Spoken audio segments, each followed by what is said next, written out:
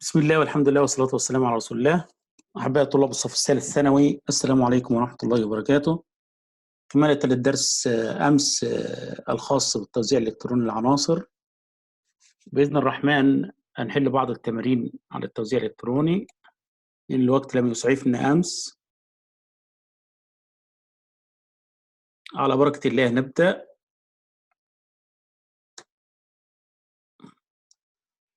يقول لك في التوزيع الإلكتروني مراجعة سريعة لما تطرقنا إليه أمس.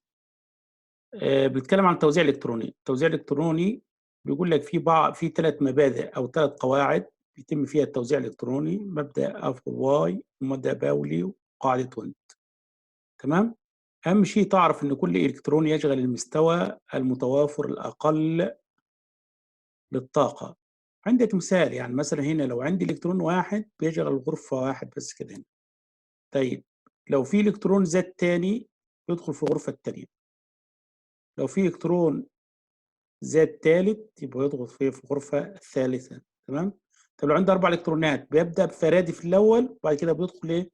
إلكترون عكس في الغرفة الأولى، عكس اللي هي الإلكترون الأول. الإلكترون الأول وهكذا يا شباب. تمام؟ هناخد بعض الأمثلة عن التوزيع الإلكتروني. ماشي؟ والطريقة دي بنسميها طريقة اختصار الغاز النبيل. طب احنا عندنا الغاز النبيل بيوجد فين؟ بيوجد في المجموعة 18، اسمها الغازات النبيلة أو الغازات الخاملة. آخر مجموعة على إيدك اليمين في الجدول الدوري. المطلوب منك تحفظ لغاية الكريبتون. ماشي؟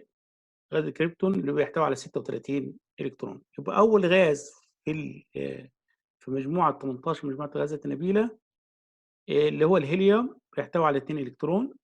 تمام؟ بعد كده النيون 10، بعد كده الأرجون 18، بعد كده الكريبتون 36. خلاص يا شباب؟ طيب عايزك تحفظ بعد كل غاز نبيل ببدأ المستوى الثانوي. تحفظ المستوى الثانوي اللي بعد الغاز النبيل على طول. طيب انا ادي لك مثال، سجل عندك بعد الهيليوم على طول بيبدا المستوى الثانوي 2s. 2s. تمام؟ طيب يعني بعمل كده قوسين للهيليوم واعمل كده 2s. 2s. تمام يا شباب؟ طيب بعد النيون اللي هو كام؟ اللي هو 10 بيبدا 3s. بيبدا 3s المستوى الثانوي 3s. طب بعد الارجون 4s. بعد الكريبتون 5s. خلاص يا شباب؟ طيب هو غالبا معظم التوزيعات اللي بيجي لك في اختبار التحصيلي بيبقى اخرها الكريبتون اللي هو 36.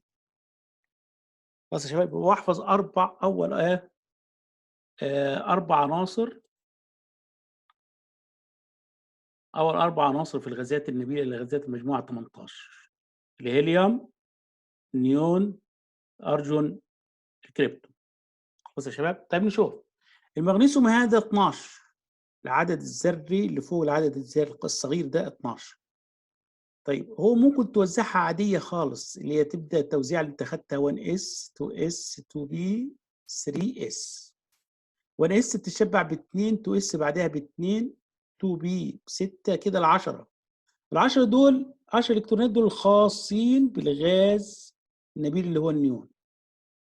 طب هنا 10 نيون يحمل 10. طب 10 و2 12 اللي هم حق المغنيسيوم. حق المغنيسيوم. طيب نيجي لل 47.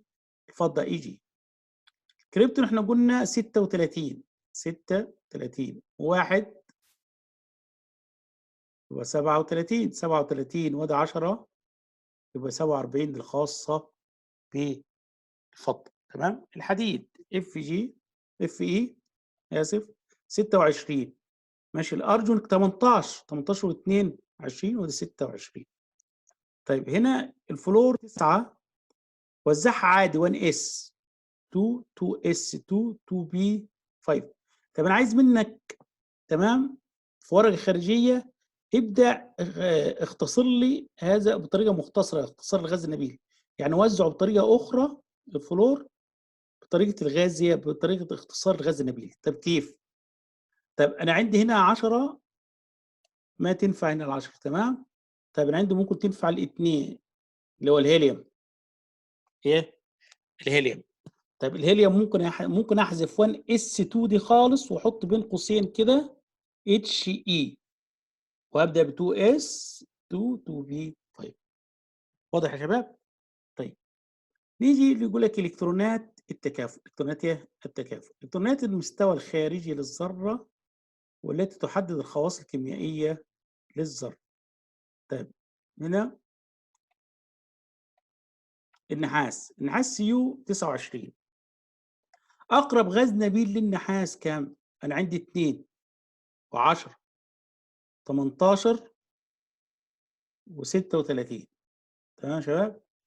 طب اقرب غاز لي اللي هو 18 الارجون. 18 ارجون. طب احذف ال 18 اطرح 29 اطرح 18 من 29 هتبقى كام يا شباب؟ 18 هتبقى كام؟ 11 يعني. تمام؟ يبقى هنا 18 20 وهي 29. يعني مثلا هنا الارجون 18 حقه 18 هتبقى لي 11 الكترون. ال 11 الكترون انا قلت الارجون بعديها على طول 4 اس. 4 اس تتشبع باثنين، بعد 4 اس 3 دي هتاخد الباقي من ال 29 اللي هي التسعه. تمام؟ تمثيل لويس يا شباب. تمثيل لويس هو عباره عن تمثيل نقطي لاخر الكترونات المستوى الرئيسي الموجوده في المستوى الرئيسي. نيجي هنا للليثيوم، نشوف الليثيوم. المستوى الرئيسي الاخير اللي هو 2. 2 هذا ده. طيب 2 يحتوي على مستوى فرعي واحد بس اللي هو الاس. في كام الكترون؟ في الكترون واحد، بحط نقطه واحده. طيب نشوف البرون. البرون يحتوي على 5 الكترونات توزيعهم كالتالي: 1s2 2s2 2p1. طيب المستوى الاخير، المستوى الكام؟ المستوى الثاني اللي هو 2 هذا ده اللي هو يحتوي على 2 مستويين او 2 مستويين ثانويين. ماشي، مستوى الثانوي اللي هو الاس والبي.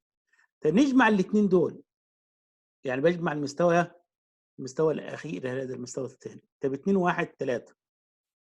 2 و1 كام؟ 3 يا شباب. يبقى نحط 3 نقاط. 3 نقاط وهكذا. خلاص يا شباب. طب التوزيع احفظ معايا. ببدا ب 1 اس، الشبع 1 اس سواء كان بواحد او اثنين. طب الشبع باثنين ينتقل ل 2 اس. 2 اس الشبع بواحد خلاص كده بخلص التوزيع. طب الشبع باثنين وباقي الالكترونات انتقل ل 2 ل 3 2 بي 2 بي 2 اس بعد كده 2 بي بعد كده 3 اس بعد 3 اس 3 بي وانت ماشي كده 4 اس. بعد 4 اس بقى لاحظ بقى سأل السؤال ده امس رامي. تمام؟ بعد 4 اس على طول ببدا ب 3 دي. ببدا ب 3 دي. تمام يا شباب؟ طب 3 دي وبعد كده 4 بي بعد كده 5 اس.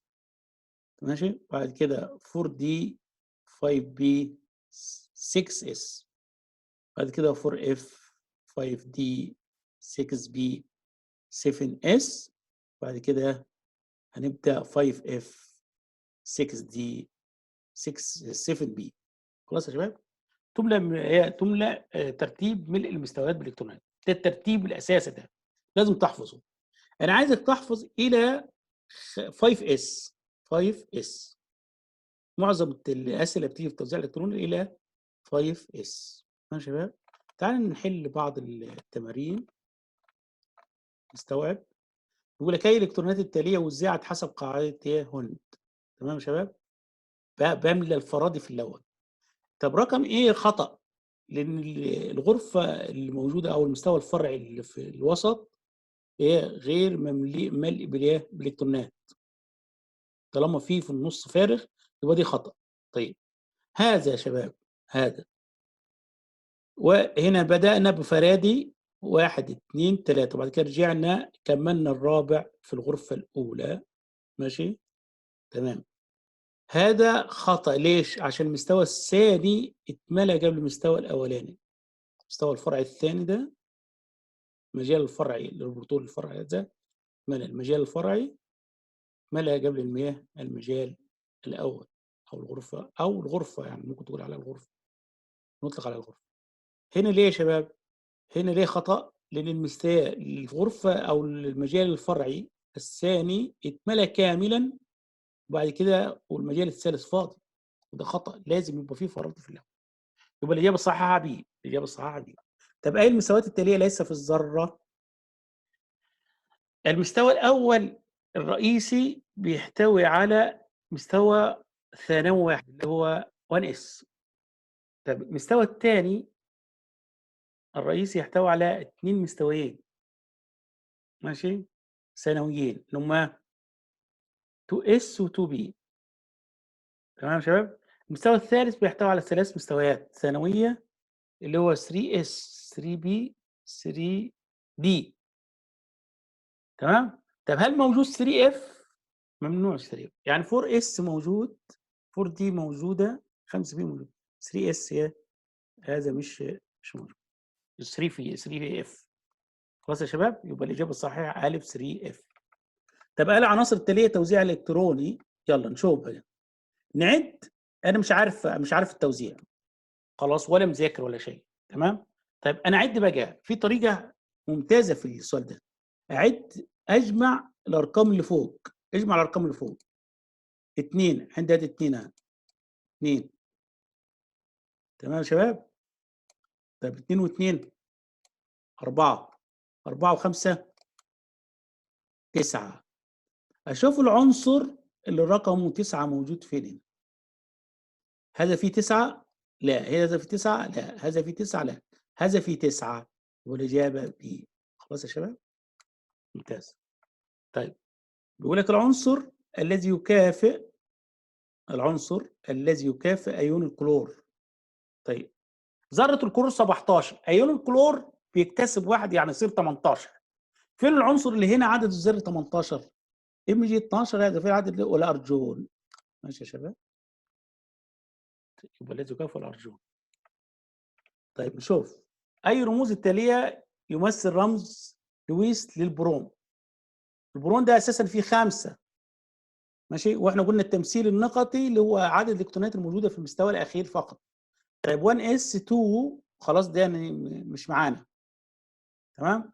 اللي معنا اللي هو ال 2s2 و2b1 اللي هم 3 نقاط اللي انا هختار 3 الكترونات ب3 نقاط اللي هو الاجابه رقم دي. د. التوزيع الالكتروني لايون النحاس اللي هو Cu29. اجمع يا شباب، اجمع. اهم حاجه تعرف الار جي اللي هو الارجون، الاي ار الارجون. ماشي يا شباب؟ ده عباره عن 18 الكترون. هذا 18 الكترون. طيب 18 باقي لي كام؟ باقي لي 11 الكترون. فين؟ الارجون بعديها على طول بيبدا 4 اس، يبقى 3 اس ده خطا. الارجون بعدها 4 اس، 3 اس خطا. طيب هنا 4 اس وهنا 4 اس. تمام؟ وهنا 4 اس، يبقى انا عندي الاجابه ممكن في الثلاثه دول. طب هجمع بقى 18 20 27، يبقى باء خطا. تمام. طب جيم 18 ماشي و2 20 29. طب نشوف دي 18 26 18 وادي 22 20 و6 26 وبدي 27، يبقى دي اجابه دي 29 والاجابه رقم جي. ونجمع شغلنا. توزيع الالكترون ال 12 Mg12 المغنيسيوم. ماشي، نشوف النيون ب 10. النيون ب 10. طب والنيون بعديه يبدا المستوى كام؟ مستوى 3s. 3s. طيب هنا احنا قلنا 10. طيب باء 10 و1 11 ما تنفع، ودي اجابه خاطئه. طيب النيون ب 10 هنا اجمع عليهم 3s ب1 يبقى كام؟ 11. طيب هل ده ينفع؟ لازم هو ده خطأ ثانيا عشان لازم ال 3s ده يكتمل 2. طب هنا 2 1 3 3 10 13 ما تنفعش، يبقى الاجابه الصحيحه الف. تمام يا شباب؟ يبقى الاجابه الصحيحه الف. خلاص؟ تمام. هناخد سريعا الجدول الدوري وبعد ذلك نشوف نكمل بعد كده هنشوف. شوف الجدول الدوري. الجدول الدوري زي ما انت عارف علماء تم تصنيف العناصر على حسب نفوذية جمع العناصر في قائمة واحدة تحوي 33 عنصرا موزعا في 4 فئات. خلاص؟ طيب نيولاندز رتب العناصر في أعمدة تصاعدية وفقا لكتلتها الذرية ووضع قانون الثمانيات. ماشي؟ تمام. مندليف رتب العناصر تصاعديا وفق الكتلة الذرية. راح جيم موزلي رتب العناصر في جدول دوري تصاعديا وفق العدد الذري. ده أهم حاجة. أهم حاجة تعرف إن الجدول الدوري يتكون من 18 مجموعة رأسيا، صفوف رأسية 18. تمام؟ طيب يبدأ بالمجموعة الأولى والمجموعة الثانية، وفي 10 في النص، ادي 12. تمام. بعد كده يبدا بعد كده المجموعه 13 14 15 16 17 18. خلاص يا شباب. طيب بعد كده في صفوف افقيه مسماها دورات، صفوف افقيه مسماها دورات. يقول لك حيث عناصر المجموعه الواحده لها نفس التكافؤ. يبقى الجدول ده يتكون من كم دوره؟ 7 دورات. وكم مجموعه؟ 18 مجموعه. طيب وعناصر المجموعه الواحده لها نفس التكافؤ، لها نفس التكافؤ. طيب نيجي لجزء مهم جدا، كيف احدد لتحديد رقم المجموعه ورقم الدوره. ايجاد موقع العنصر في الجدول الدوري. تمام. هنا لما نيجي للبوتاسيوم اي اخر لازم الاول، ده الكلام الاول، التوزيع الاول ده هو اساسا ما يهمني. انا يهمني اخر توزيعه اللي هو اخر مستوى 4 اس 1. 4 اس يعني المستوى الثانوي اس في المستوى الرئيسي الرابع يحتوي على الكترون واحد. طيب الرقم اللي قدام الاس هذا يدل على رقم الدوره. يبقى اذا العنصر هذا في الدوره الاولى، في الدوره الرابعه. تمام. طب والرقم اللي فوق الاس يدل على رقم المجموعه. يبقى اذا البوتاسيوم يقع في الدوره الرابعه والمجموعه الاولى. يبقى الرقم اللي قدام المستوى او المجال الثانوي يدل على الرقم الدوره، والرقم اللي يحمل فوقيه يدل على الرقم المجموعه. يبقى اذا البوتاسيوم في الدوره الرابعه المجموعه الاولى. الدوره الرابعه المجموعه الاولى. نيجي للالومنيوم. شوف الالومنيوم منطبق. انا عندي هنا 3 اس ماشي و3 بي. خلاص. يبقى اذا يبقى اخر مستوى عندي المستوى الثالث، المستوى الرئيسي الثالث. يبقى اذا ده في الدوره الثالثه. خلاص دي سهله، سهل اعرفها. يبقى ده في الدوره الثالثه. تمام. طيب رقم المجموعه هنا بقى، انا عندي في 3 اس 2 يحمل 2 الكترون و3 بي 1 يحمل الكترون واحد. بجمع الاثنين الالكترونات اللي فوق 2 و1 3 واضيف عليهم 10. اذا اجتمع الاس والبي، لو كان اخر مستويين عندي ثانويين اس وبي، بجمع الاس مع البي زائد 10. يعني 2 و1 3 زائد 10 13. اذا في المجموعه ال 13. المجموعه 13. لحساب رقم المجموعه يضاف 10 الكترونات التكافؤ اذا كان عددها من 3 ل 8. من 3 يعني لو كانت اس وبي عشان تخلص اول ما لقيت لي اس والبي هجمع 13. 10 زائد 13. طيب خلاص يا شباب. طيب هنا نشوف بعض مجموعات الجدول الدوري. المجموعه الاولى نشوف اسمها، لازم تعرف اسمها وبعض العناصر اللي هي موجوده فيها. المجموعه الاولى اللي هي اول مجموعه على يدك يسار، بسميها تسمى الفلزات القلويه ما عدا الهيدروجين ومنها الليثيوم والصوديوم. جميع العناصر كلها فلزات قلويه ما عدا الهيدروجين اللي هو اول عنصر، بسميها تسمى الفلزات القلويه. الفلزات القلويه. المجموعه الثانيه تسمى الفلزات القلويه الارضيه وعناصرها سريعه التفاعل مثل المغنيسيوم والكالسيوم. يبقى في فلزات قلويه بس، في فلزات قلويه ارضيه. واضح؟ العناصر الانتقاليه عناصر المجموعات من 3 إلى 12 ومن أمثلتها الذهب والحديد والتيتانيوم. المجموعة 18 تسمى المجموعة الخاملة لأنها مستقرة ومكتملة وتستخدم في المصابيح. ماشي. طب نحل بعض التمارين. ماشي. بيقول لك الترميز الإلكتروني هذا يعبر عن مستويات الطاقة الرئيسية والفرعية لذرة عنصر يقع ضمن الدورة. ماشي. أنا قلت لك إيه يا شباب؟ شوف الدورة الكام، آخر مستوى عندي كام؟ آخر مستوى عندي كام؟ المستوى الثاني الرئيسي اللي هو الرقم اللي قدام المستوى الثانوي. يبقى ده يقع في الدورة الكام؟ الدورة الثانية. وهذا يقع في الدورة الثانية. طب مين يقول لي المجموعه؟ طب نحل المجموعه هنا. تمام؟ انا قلت لك اذا اجتمع الاس والبي بجمع الرقمين اللي فوق الاس والبي 2 و3 5 واضيف عليهم 10، يبقى اذا ده في المجموعه 15. خلاص يا شباب، المجموعه 15 اللي هو النيتروجين. النيتروجين اول عنصر في الايه؟ المجموعه 15. خلاص الدوره الثانيه المجموعه 15. طب الجدول الدوري الحديث يحو كام؟ 7 دورات و18 مجموعه. ادور وين السبع دورات؟ 7 دورات و18 مجموعه. ممتاز. عنصر الفوسفور 15 يقع في الدوره الكام؟ ابدا بقى في الدوره الكام، يعني الرقم الرئيسي اللي قدام ده. طب 1 اس هياخد 2، 2 اس 2، 2 بي هياخد كام؟ 6، ده 10. 3 اس هياخد 2 يبقى 12. 3 بي هياخد الثلاثه 15. يبقى انا عندي 3 اس و3 بي، يبقى في الدوره الثالثه. خلاص يا شباب. عنصر التوزيع الالكتروني 1 اس 2، 2 اس 2، 2 بي 6. خلاص يقع في المجموعه الكام؟ يلا يا شباب، يقع في المجموعه الكام؟